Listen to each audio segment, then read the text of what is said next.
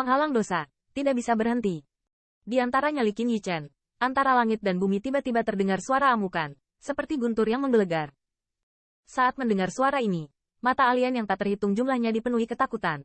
Tetapi ras manusia yang penuh keputusasaan di mata mereka seperti Dangerland terlahir kembali, penuh harapan melihat ke arah tertentu. Leluhur tua Hong Jun, Qin Yichen juga melihat ke arah sumber suara. Di ujung langit, siluet seperti kilat muncul di langit ini, dan atmosfer langit dan bumi yang mendominasi menyebar dari tubuhnya. Pada saat ini, dia tampak setengah baya. Wajahnya sangat tampan, dan pupil matanya yang gelap dalam dan tidak normal. Pada saat ini, itu penuh dengan kemarahan. Dengan munculnya leluhur tua Hong Jun, situasi medan perang di sisi ini tiba-tiba berubah. Dengan tambahan leluhur tua Hong Jun dan sekelompok pembangkit tenaga ras manusia yang dipimpinnya, kelompok alien segera terbunuh dan serigala kehilangan lari. Untuk alien yang melarikan diri ini, leluhur tua Hong Jun tidak mengejar. Tetapi setelah mengatur suara, dia terbang jauh. Melihat ini, Qin Yichen terdiam untuk waktu yang lama.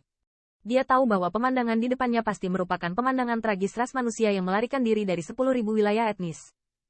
Saat dia melihat medan perang yang mengerikan ini, saya khawatir itu hanya medan perang yang tidak mencolok yang merupakan medan perang yang tak terhitung jumlahnya. Pasti ada lebih banyak medan perang, dan situasinya lebih serius daripada di sini. Yang paling penting adalah Hong Jun hanya punya satu. Bahkan jika dia memiliki kekuatan surga, dia tidak bisa menyelamatkan semua ras manusia. Rute pelarian Human Rache pasti akan menderita kerugian besar. Jalan menuju kemerdekaan ras manusia ini ditumpuk oleh tulang-tulang pembangkit tenaga listrik ras manusia yang tak terhitung jumlahnya. Suara pembunuhan di telinganya berangsur-angsur mereda, dan pemandangan di depan Qin Yichen berangsur-angsur menghilang. Pada akhirnya, kesadaran ilahinya bertahan beberapa saat, dan entah bagaimana dia muncul kembali dalam kegelapan yang tak terbatas. Saat ini, air mata di pipinya belum mengering, dan kelompok cahaya itu tidak tahu kapan menghilang.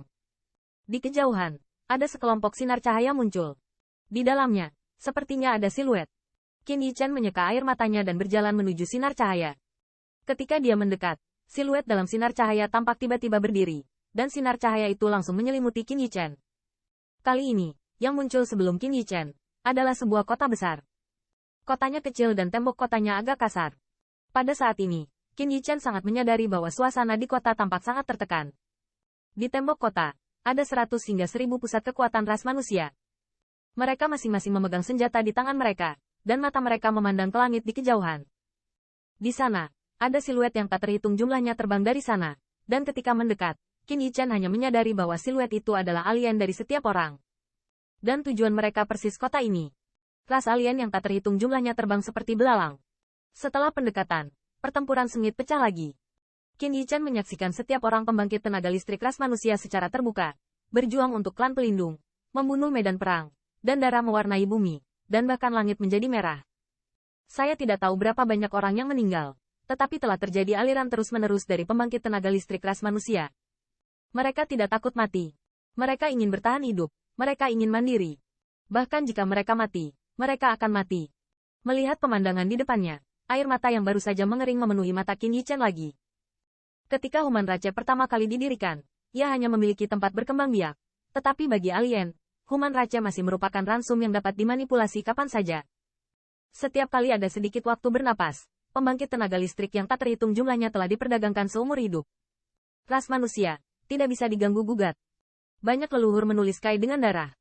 Qin Yichen melihat bahwa kota-kota ras manusia digulingkan, dan kota lain ditempati oleh ras manusia. Ras manusia tidak pernah menyerah.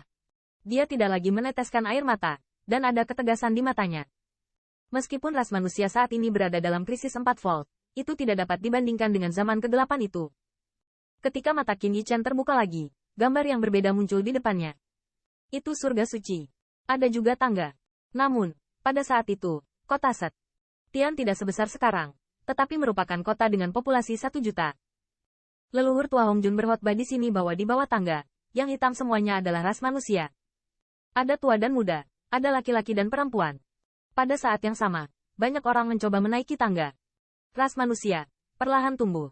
Ras manusia dari seluruh daratan, datang satu demi satu, kota Set Tian, menjadi konsentrasi ras manusia.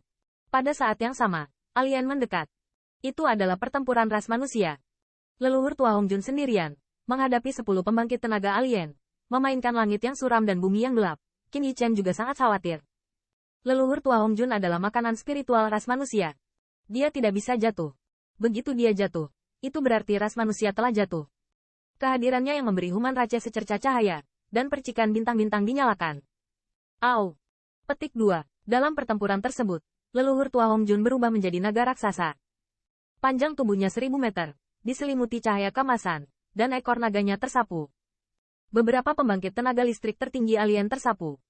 Pembangkit tenaga alien besar itu sama sekali bukan musuh leluhur tua Hong Jun.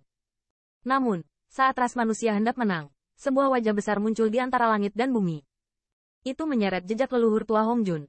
Ras manusia dibantai oleh 10 pembangkit tenaga alien teratas, dan darah berkumpul di kota menjadi sungai. Hai! Dengan Phoenix, Fire Phoenix raksasa muncul. Dia mengayunkan sayapnya, api langit jatuh, dan alien yang tak terhitung jumlahnya dibakar menjadi abu. Pada akhirnya, leluhur tua Hong Jun mematahkan wajah besar itu dengan Phoenix api ini. Perang, berakhirlah. Fire Phoenix berubah menjadi wanita cantik, berdiri di samping leluhur tua Hong Jun. Dia adalah pendamping leluhur tua Hong Jun.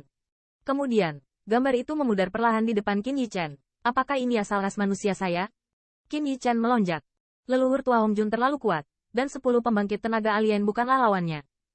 Namun, apa yang membuat hati Qin Yichen bergetar adalah wajah besar itu. Meskipun itu hanya gambarnya, paksaan itu membuatnya merasa tercekik. Seberapa kuat itu? Tanda seru. Tanda seru. Jika bukan karena leluhur tua Hong Jun dan rekannya, saya khawatir akan sulit untuk menang. Dan itu hanya bayangan ilusi. Qin Yichen menjadi sangat berat. Ras manusia, ada musuh kuat yang tak terbayangkan, yang kemungkinan besar adalah Kaisar. Kaisar, hanya dengan memikirkannya, akan membuat orang merasa lemah. Aku harus naik tahta. Qin Yichen mengencangkan tinjunya dan bersumpah. Tidak ada umat manusia dalam sehari, maka tidak akan pernah ada kedamaian.